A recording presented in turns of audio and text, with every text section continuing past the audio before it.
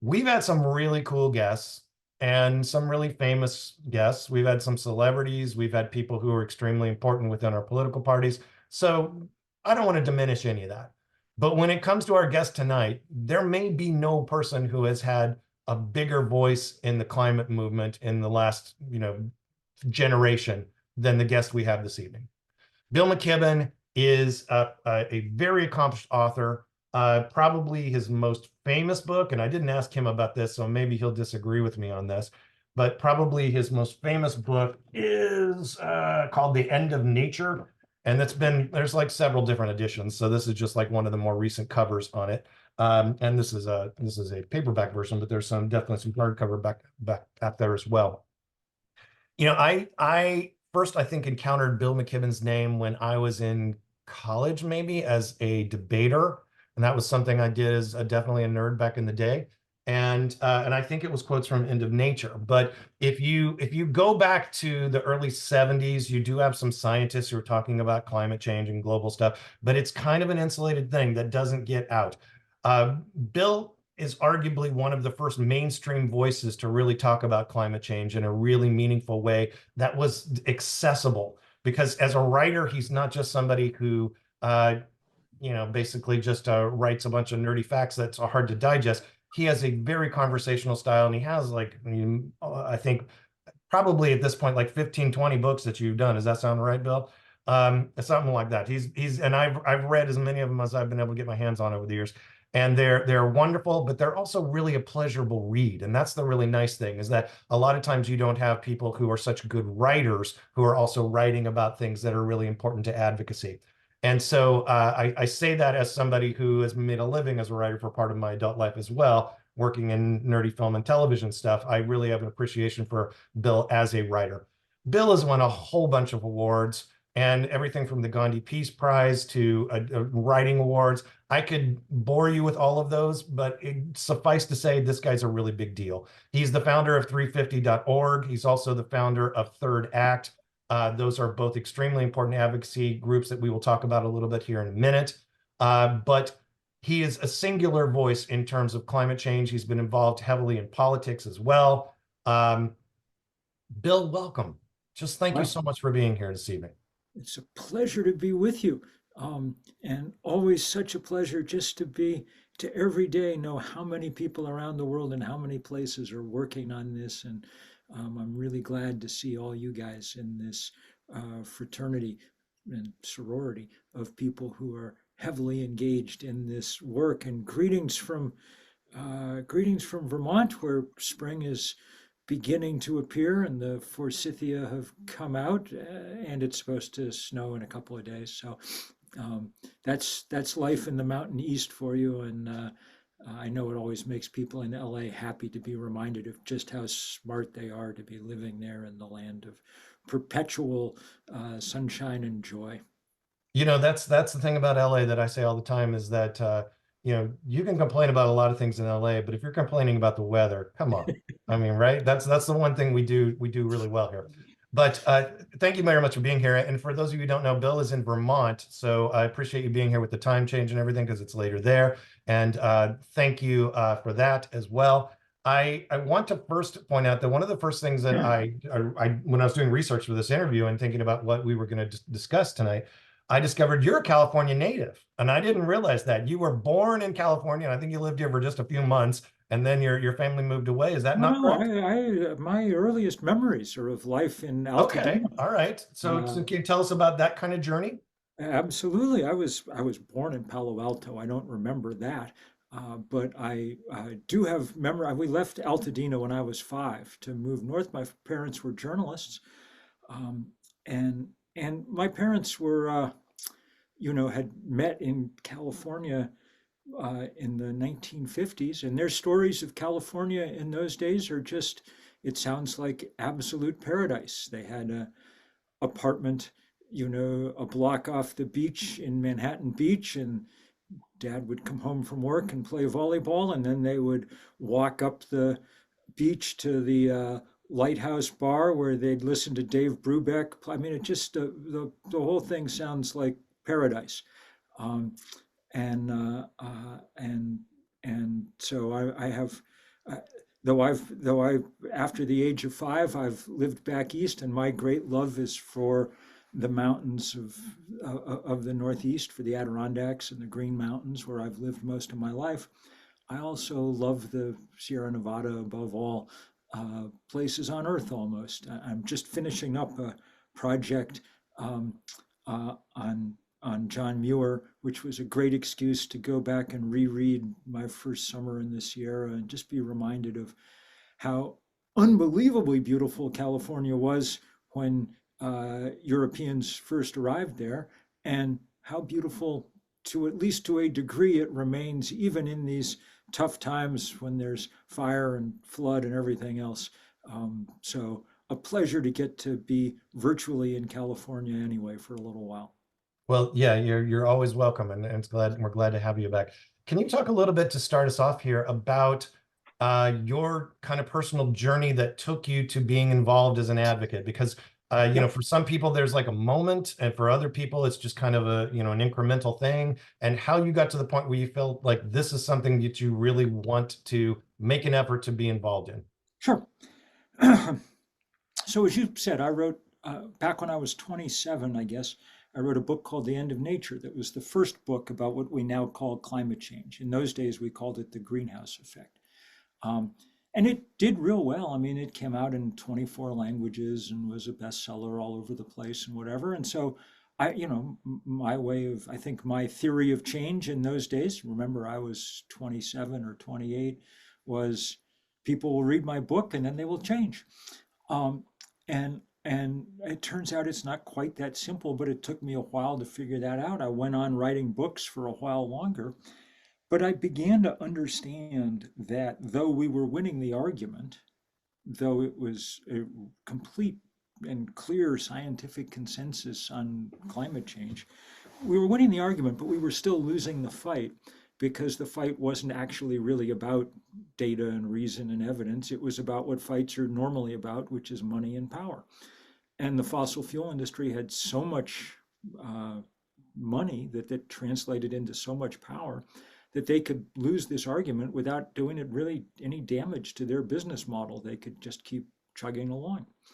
So in two, and one of the emotional places that made me realize that was taking a reporting trip to Bangladesh, a very beautiful country in the subcontinent. Um, and I mean, it's going to face enormous chronic problems from climate change, rising sea levels in the Bay of Bengal and declining stream flows eventually as the Himalaya glaciers melt and so on. But then they were having a very acute problem, their first outbreak of dengue fever, a mosquito-borne disease that the World Health Organization says is the emergent disease of this century, just because the mosquito that carries it really likes the warm, wet world that we're creating. And I was spending a lot of time in the slums in Dhaka, capital of Bangladesh. And so eventually I got bit by the wrong mosquito and I was sick. And I ended up in the vast, I don't know, armory or something where they had cots laid out for the victims of this thing. And as I lay there shivering, I remember in between feeling wretched, feeling just how unfair this is. There's 180 million people in Bangladesh, but the amount of carbon they've put in the air is literally a rounding error in the global calculations. Whereas the 3% of us who are Americans have put 25% of all the greenhouse gases up there. And somehow that really sort of, though I knew all this intellectually, it brought it home. So when I got home, I really decided that we needed some organizing. We needed to build some kind of movement to try and be some kind of counter to the power of the fossil fuel industry. But I had no idea how to do this. Really, almost no one ever really has an idea of how to do movement building. We did a march across Vermont in 2006 that I organized. Started from Robert Frost's old summer riding cabin up here in the Green Mountains, because he's kind of our patron saint. And we walked to Burlington, and it took us about 5 days. We just slept in farm fields. By the time we got there, we had 1,000 people walking, which in Vermont is a lot of people.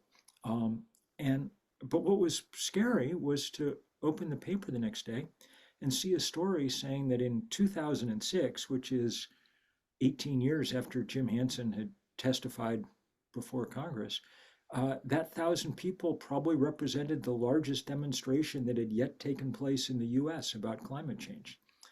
And it made me realize that we had the superstructure of a movement. We had scientists and policy people, and we had Al Gore, and on and on and on. The part of the movement we'd forgotten was the movement part. There was no one there to give it any, heft to, nothing there to show any politician that there might be a reason to fear it or a reason to, think it might help them. And so that's when we started organizing. We started 350.org with myself and 7 students from Middlebury College here in Vermont, a little rural college up here. And because this was an unfilled ecological niche, I think we quickly had big success. Our first global day of action was in 2009, was a kind of coming out party for the climate movement. We had 5,200 simultaneous demonstrations in 181 countries. We've gone on to, CNN said it was the most widespread day of political activity in the planet's history. And we've gone on to organize about 20,000 demonstrations in every country on earth except North Korea. We sort of spearheaded the fight against the Keystone Pipeline, which was sort of the first big confrontation with the oil industry. And then this fossil fuel divestment campaign that now stands at about $40 trillion, but which the greatest effect of which was training, not even training, just producing a generation of students who worked on their college campuses for divestment. And then when they got out, wanted to keep working, they formed the Sunrise Movement that brought us the Green New Deal. And it was the Green New Deal, above all, that became the seed for the Inflation Reduction Act and the kind of first, effort that Congress has ever really made to do anything about this crisis. So it was great to see young people always taking up this cause, up to and including my really dear friend Greta Thunberg, who I adore, and there are millions of young people hard at work, and many of them with you, I have no doubt. 10 million people were on climate strike, kids, in September of 2019 before the pandemic hit. And I think you're being modest to the point where you've actually, it's my understanding, have been involved in some of the organization that led to the language in some of those documents. Is that a mischaracterization? Sure, but I want to emphasize the role that young people have been playing here for a reason. And the reason is that a few years ago, I began to get a little worried that I was hearing too many people my age say, oh, it's up to the next generation to solve these problems, which seems both ignoble and impractical, because for all their energy and intelligence and idealism, young people lack the structural power by themselves to make the change we need on the scale that's required in the time that we have. And that's why we started Third Act, to organize people like me over the age of 60, because if you have reached the age where you have hair coming out your ears, then you have structural power coming out your ears too. And so it's been really fun over the last 2 years to watch this just explode. We've got chapters now in every state, including most states we only allow 1, but of course California we now have 3 up and down the expanse of the Golden State, and they're doing fantastic work. If I can call out just one thing, I hope you guys will pay some attention to. It's this Make Polluters Pay Climate Superfund bill that Carolyn Menjivar introduced in the Senate last week. I think it's Senate Bill 1497. And this is the bill that would essentially emulate the Superfund Act from the 1980s, where chemical companies had to pay to clean up their pollution. This would send a bill to Exxon and Chevron and everybody else saying, it's not, California taxpayers shouldn't be the ones that have to pay, to repair everything that happens every time there's a fire or a flood. You guys knew this was going to happen 35 years ago, you did nothing about it except lie, so we're sending you the bill. And I think that's a truly effective thing. But third act's at work on 1,000 other things, and taking on the big banks that fund the fossil fuel industry and so on and so forth. Um, and and so that kind of organizing stuff has been a lot of it's been very powerful and fun. And so tell your grandparents about it. We're having a good time out here. Uh, uh, and we're doing it at a moment, and maybe we should talk about this if you want to, Charles, that just seems to me absolutely pivotal for the climate fight. I mean, I think the next 5 years are the climate fight. Yeah, and that's an interesting point too.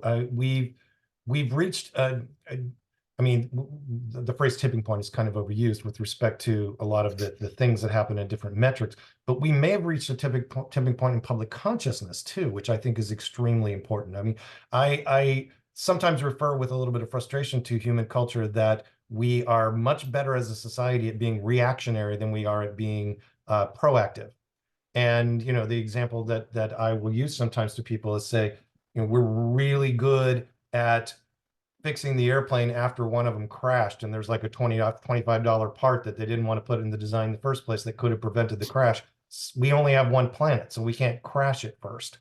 And so, do you think that we are going to be able to navigate that public consciousness turn so that we can make that turn in time in these critical upcoming years? I'd be very interested in your perspective on that. Sure, sure. It's the right question, the only question in a sense. I mean, let's don't be glib or over optimistic. We're in a world of hurt. 2023 was the hottest year in the last 125,000 years at least. So far, 2024 is hotter. We're passing really terrible milestones here. And right now around the world, sea surface temperatures are just they're not only off the charts, they're off the wall the chart is nailed to.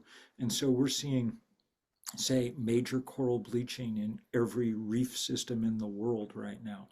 Um, both poles are melting and quickly, on and on and on. We're not getting out of this unscathed. The question is whether we're going to be able to arrest the rise in temperature before it cuts civilization off at the knees. And that's a close call, whether we even can do it. The Intergovernmental Panel on Climate Change has told us that we have until 2030 to cut emissions in half if we have any hope of staying on the path we set in Paris. And by my watch, 2030 is 5 years and 7 months away. So we're kind of running out of presidential terms and business quarters and everything, all the other ways that we measure time. The good news is that with every passing week, we have a better sense of how possible it would be to make this shift. I mean, the two things that have happened in the last decade are, one, the temperature has gotten really out of control, and two, scientists have cut the price of renewable energy by about 90%. Sometime in the last 3 or 4 years, we passed an invisible line where power from the sun and the wind and the batteries to store them became cheaper than power from fossil fuel, which means that there's no technological or financial obstacle to very rapid change.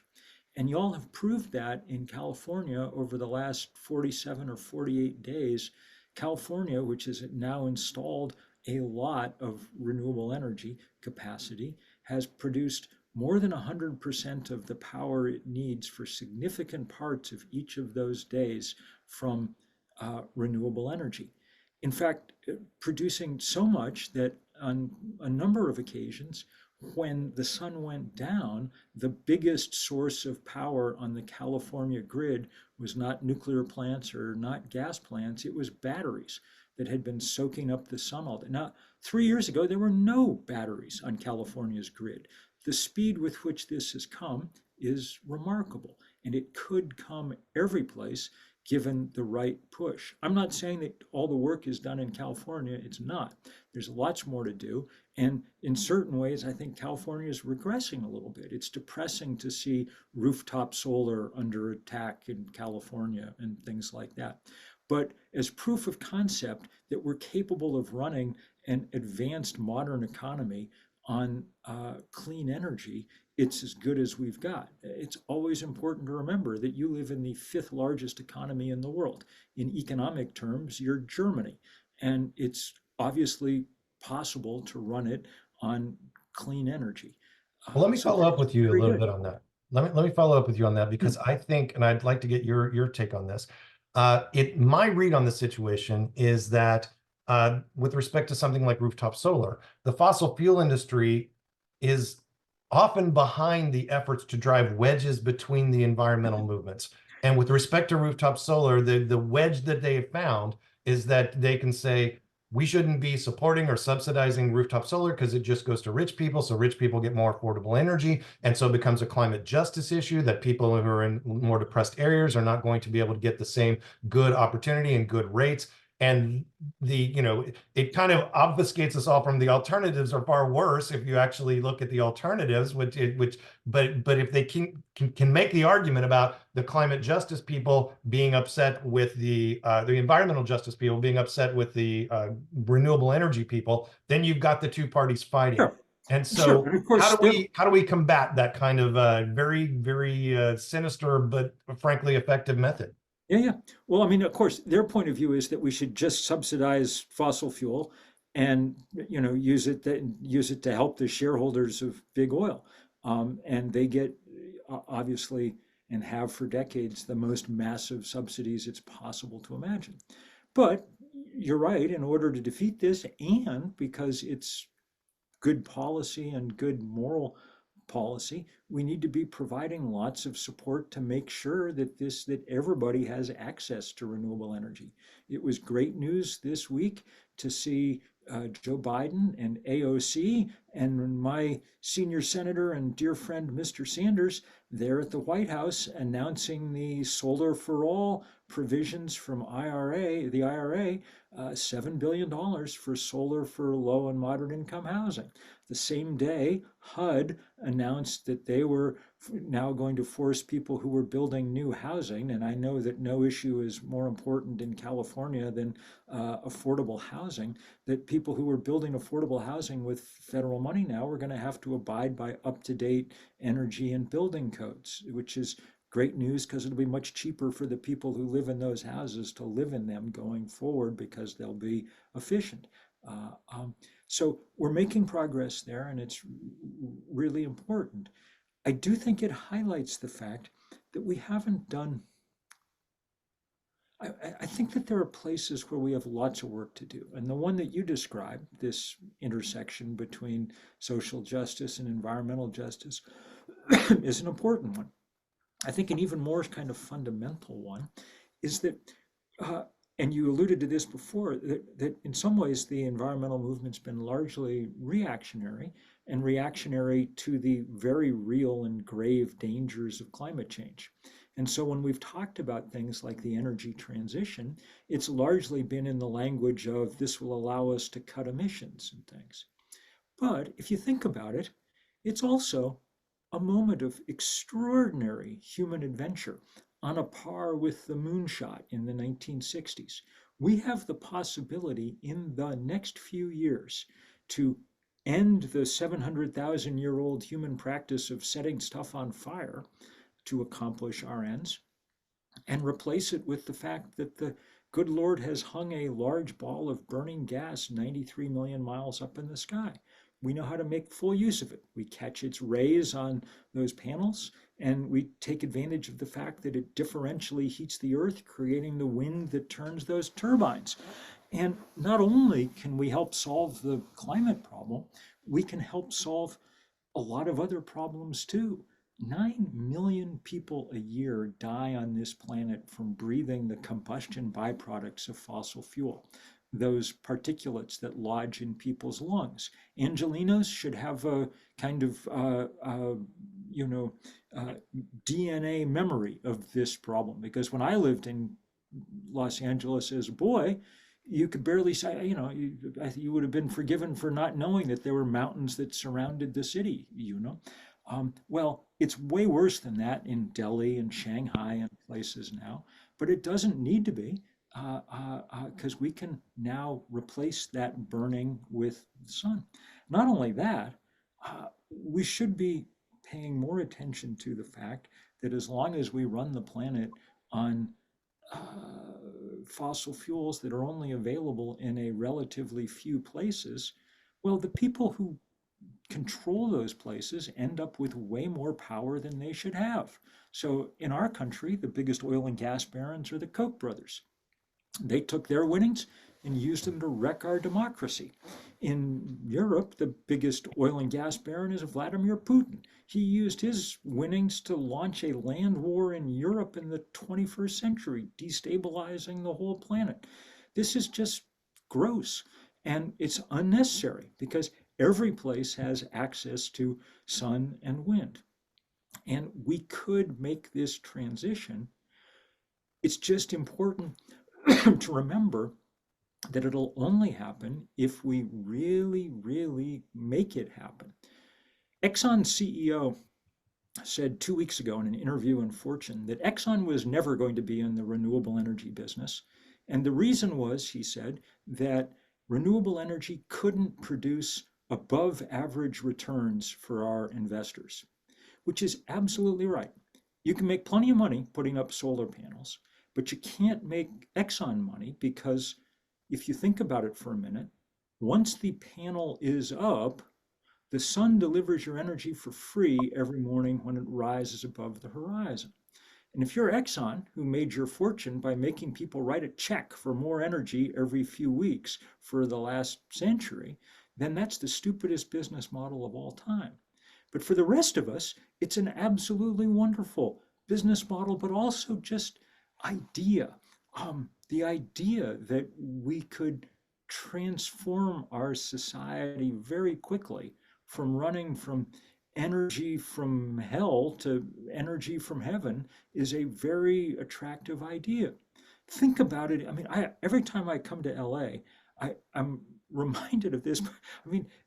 There's no place in the world that you sort of are reminded more of the kind of basic insanity of our current energy system than when you're in the middle of one of the most important cosmopolitan, remarkable and beautiful cities on the planet, and yet there are, oil derricks pumping up and down next to schools, next to hospitals, in the middle of neighborhoods. It's craziness.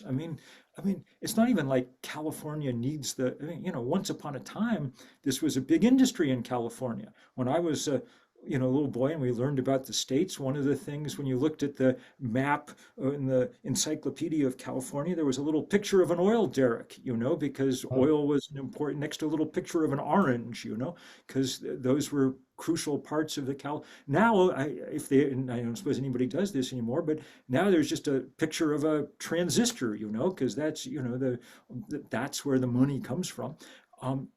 These are vestiges, but we have to make them vestiges fast. Everyone knows that 40 years from now we'll run the planet on sun and wind because it's almost free. But 40 years doesn't do us any good. If we don't do Right. this fast, we'll have melted the Arctic and nobody has a plan to refreeze it. So all of this is a way of saying, stay tuned. I'm hopeful that by next year we'll have some kind of really big global day of action that celebrates the sun. Maybe we'll call it, I don't know, Sunday. Um, um, and I think it'll work because where I live back here, back in the East, we were in the path of totality for the eclipse a couple of weeks ago, and it was amazing. I mean, everybody came out to watch. Everybody's mind was blown. I was on the college campus here at Middlebury. There were 1,500 kids out in the quad, and they all put down their phones for 10, 15, 20 minutes as the eclipse went on. It was fantastic. Well, we got to celebrate that connection. We got to reorient ourselves a little bit on this planet. And if we do, the first Earth Day in 1970, it wasn't like Earth Day now. That first one in 1970, which I'm old enough to remember, had 20 million Americans in the street, 10% of the then population of this country. Well, And within 18 months, we had the Clean Air Act and the Clean Water Act and the EPA and on and on and on. That's what happens if you really change the zeitgeist. And that's what we need to do right now and fast. Bill, I have to say, I've seen you speak before, and you're a very inspirational, engaging uh, speaker, and you have this wonderful ability to tell us how awful it is and tell us how we're also going to be able to solve it, which I think is you've got to have that kind of duality to how you approach this issue, and I think that's really important because you know, advocacy fatigue is a big problem in terms of the people who really do have the time and they care about it, and they just run up against these things that happen to block their forward progress time and time again. And so I'm going to ask you a question that I ask all of our people, and then we're going to open it up to questions from our members here. But I like to ask them, what do you do in your own personal reflective process as a human being when you are working on something and you just get defeated time after time after time again, and you're trying to make progress on it, and you have to deal with that, part in the back of your brain saying, "Oh, to hell with this. This is too much work. I can't. I'm never going to change this." What is your own individual recipe for getting up the next day and going back to the fight? Well, I mean, in very personal terms, one of the reasons that I live out in the woods is that I need to get out in the natural world often and regularly to recharge myself. And I do it wherever I am. When I'm in California and when I'm in Los Angeles, I do my best first thing in the morning to go hike those paths up above the, museum up there, wherever it is, and, into them. It's all great. But in a larger sense, I mean, I'm very lucky in this regard because I remember when there was literally no climate movement at all. Um, and so having watched it mushroom and having, in my small way, helped it along a little bit, um, I'm well aware that we can do this. Obviously, there's going to be setbacks and defeats along the way because the force that we're up against, the fossil fuel industry, is the richest industry on the planet, richer even than the technology industry. But we can beat them. I'm well aware of that. I mean, when we started the fight over the Keystone Pipeline in 2011, uh, National Journal, which is kind of the trade paper in Washington, D.C., polled their 400 energy insiders on Capitol Hill and on K Street, all the lobbyists. And 93% of them said that TransCanada Company would have their permit for this Keystone Pipeline by the end of 2011. Well, they didn't have it by the end of 2011, mostly because 1,250 people went to jail, and that was enough to kind of launch a movement. And pretty soon it was, probably the big environmental issue of that decade. And within 2 or 3 years, we'd won that fight. I mean, it took a decade to fully defend that win. But for me, it was a reminder that when we fight, we often win. And we've won so many battles.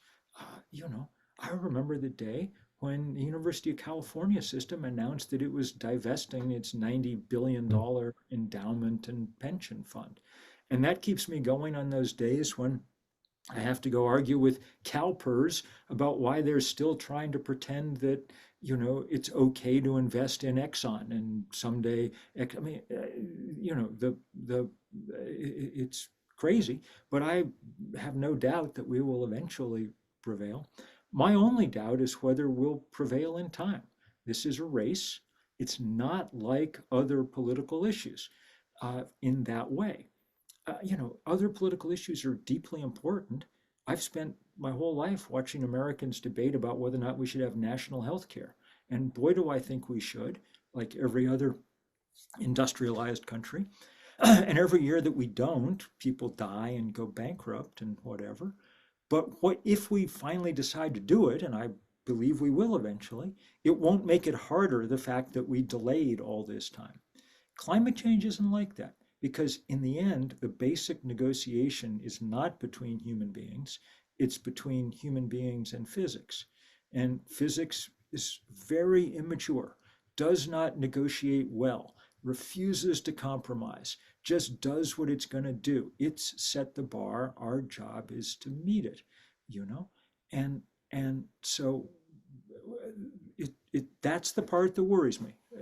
We have a very short period of time. Our system's not geared to making fast change, and in this case, we desperately need to.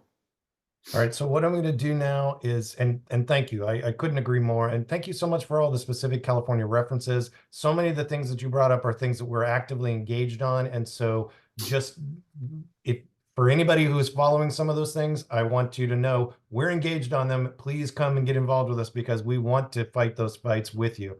But I want to open it up to people. I know people have been putting stuff in the chat. I am not actively monitoring the chat because I'm actively having the interview, so it's going on. I will read all of it at the end of the day after we're done with this. But we're going to do questions just by raising hands within the actual Zoom chat.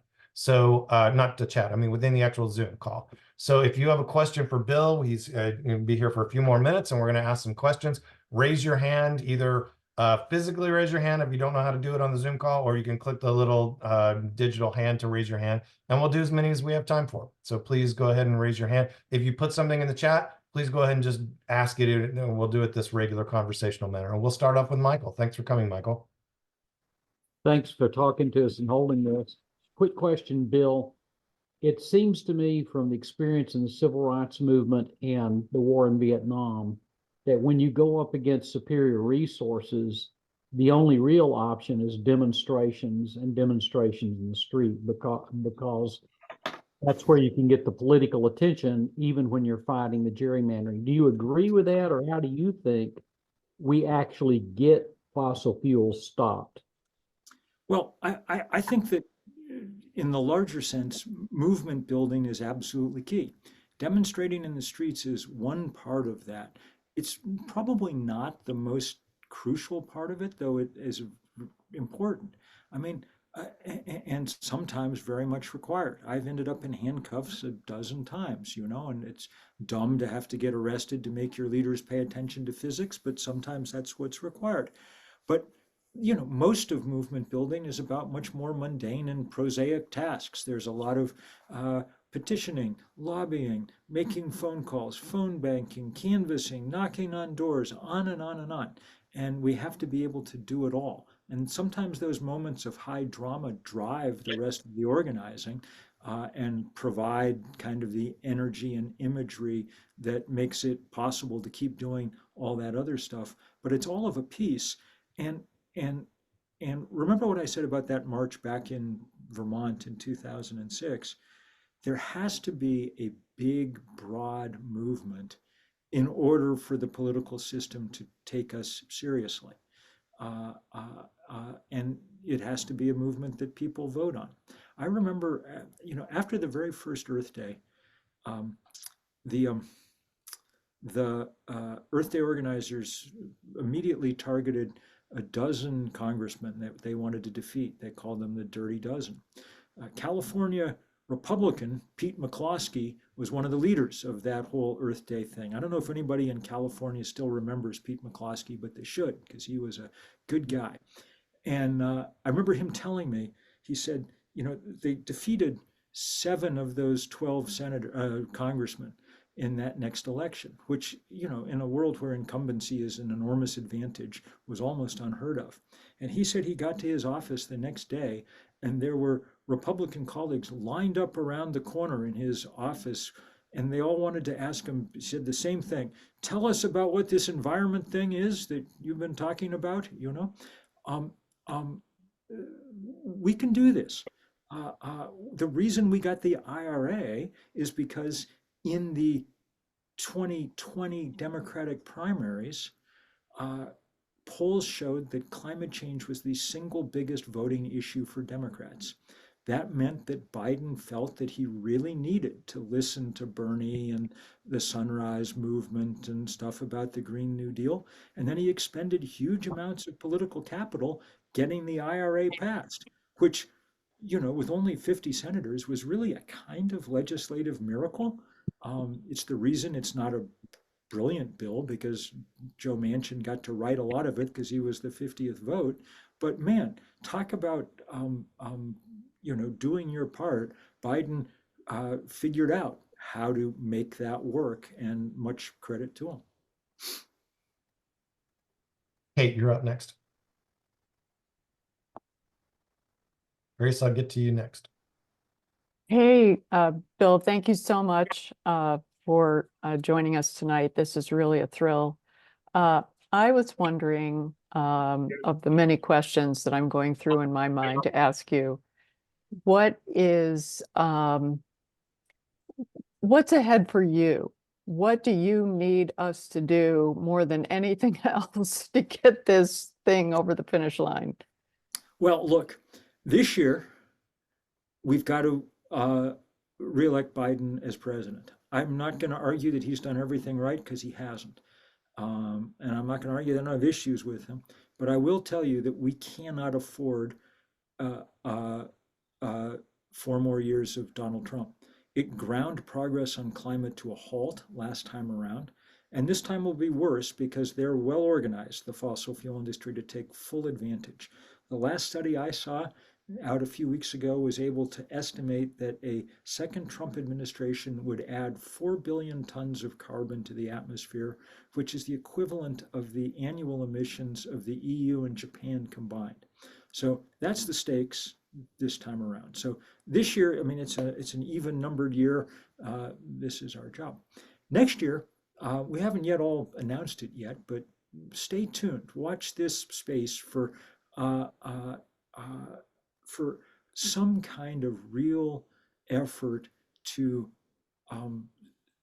not lament climate change, but to celebrate renewable energy in a way that allows us to shift the zeitgeist more profoundly, to get people excited and demanding change. We're not 100% clear what it's going to be yet, but try to save summer solstice 2025 on your calendar as a open day, because I'm hoping we can turn it into something large. Those are the two biggest things. We've got 1,000 other important projects to do. One of them that we're working hard on at Third Act is taking on the big banks, Chase City, Wells Fargo, B of A, that are the biggest funders of the fossil fuel industry. We've had a lot of fun doing that, and hopefully we'll eventually have more success. We're doing a ton of work with the public utility committees and commissions in states across the country. These are incredibly boring institutions that are incredibly powerful, and they need far more oversight than they've ever gotten. There's a long other list of projects, but those two that I started with, I think, are the ones capable of changing the landscape in profound ways. Okay, just a few more. Grace, you're up. You need to unmute yourself, please. Still not hearing you.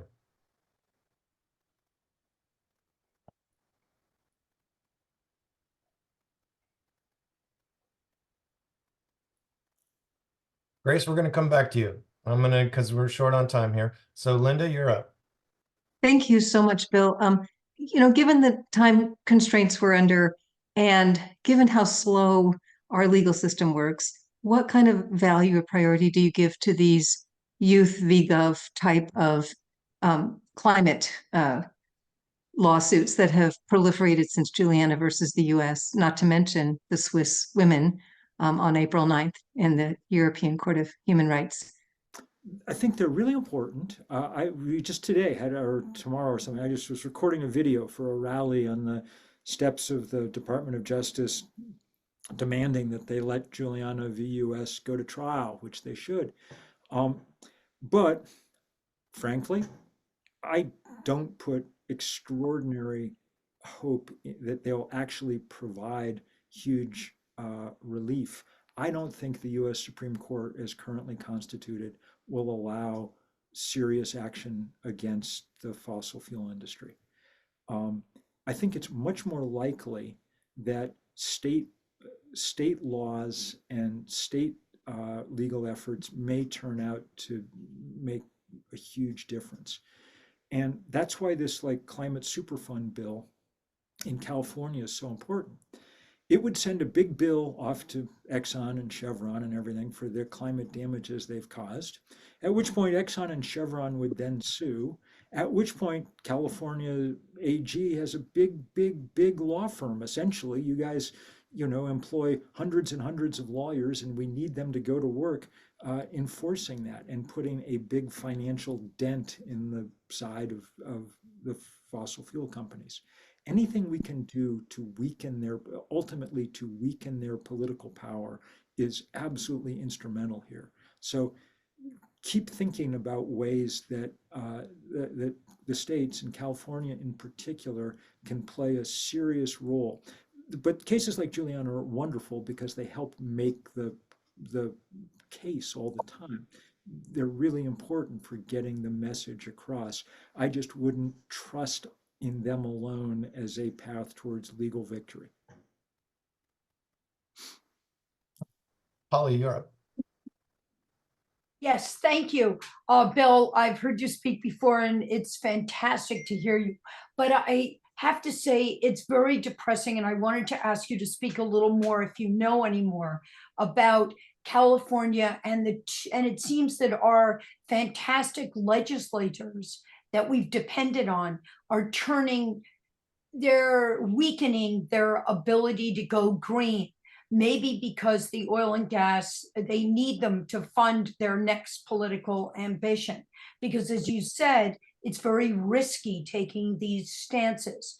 And that is perhaps why California is now deviating away from the leadership we claim to be. And if you know anything about that, kind of makes us feel, or at least me feel, like, are we going to really be able to swing this? The oil and gas company have these politicians in their pockets. And yeah, I mean, it's always amazing their power, and it's very true, but it's also amazing our ability to stand up to them. Look, that law that California passed finally, after many of us, I mean, I helped out a little around the edges, but mostly Californians, to demand setbacks for oil and gas drilling. That was a huge victory, and you can tell how huge a victory it was because the oil industry is now pouring tens of millions of dollars into overriding it with a referendum. And I'm really happy to see a whole bunch of people, from my old friend Jane Fonda to the Committee on Race, Poverty, and the Environment down in Fresno and Bakersfield, kind of leading the charge to beat that referendum and keep that law alive. You just take as a given the fact that these guys are strong. That's part of it's just it's almost as much a reality. If climate change is a function of the reality of physics in our atmosphere, well, the physics of our politics gives enormous power to those with lots of money. If we come together, we can beat them, but it's always going to be hard. So get firmly behind those politicians who are doing the right thing, and there are plenty of them in California. I was really grateful just last week to see your Congressman Jared Huffman play a key role in making sure that the Biden administration didn't back down on its efforts to re-examine liquefied natural gas exports. Mike Johnson wanted to tie Ukraine funding to, a free license for this LNG industry, and Jared Huffman was an important part of saying no. So it's a battle. Don't expect it not to be a battle. It's all right to get frustrated once in a while with the bad guys, but only for a day or two. And there are days, there really are days, Polly, when I wake up a little despairing myself, and then I just tell myself, well, even if we're going to lose, I can do a lot today to make life harder for Exxon, and sometimes just in and of itself, that's enough to keep me going for the day, because I really don't like them much, I must say. I'm going to circle back to Andy Atala is going to ask Grace's questions because we had the technical difficulty there. So we'll do that now, Andy. Thank you. And thank you, Bill, for speaking and for all of your work. Grace's question is this: how can we avoid biomass burning, or is it essential to prevent forest fires? It's not essential to prevent forest fires, and you should do everything you can to nip biomass, large-scale biomass combustion in the bud. There are big plans underway, mostly from a company called Drax, to turn Northern California into their next plantation for growing wood pellets. They've already destroyed huge tracts of the Southeast. They're running out of woods over there to turn into wood pellets. They ship them mostly to Europe to burn there. And it's insane. I mean, it's if you thought of a way to damage the climate, you couldn't do better than this.